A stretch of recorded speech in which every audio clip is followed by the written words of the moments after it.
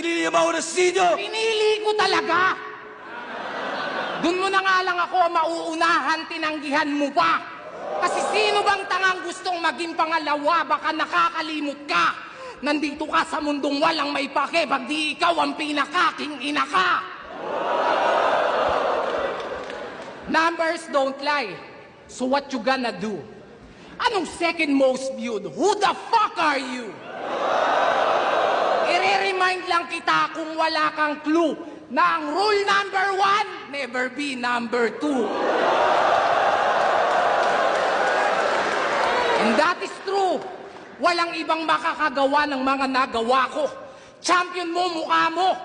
Corona kung suot ay para lang sa aking ulo.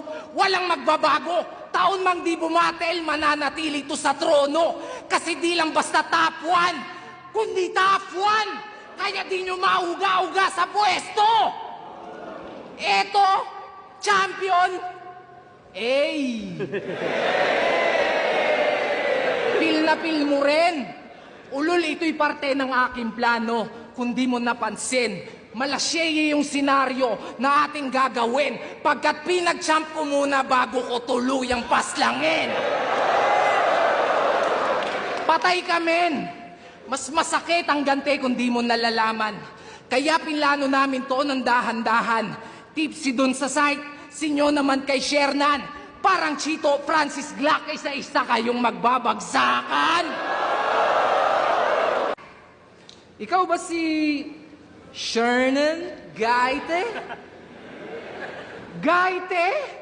Gainate pa?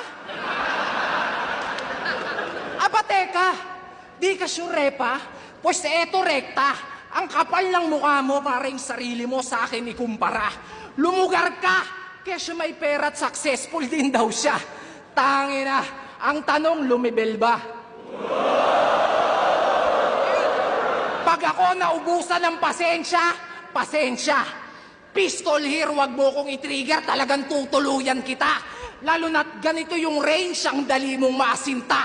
Isang pagkakamali mo lang, talagang magiging mind-blowing yung eksena. Pansin nyo ba? Pamilyar yung mga ginamit kong pangalan at linya.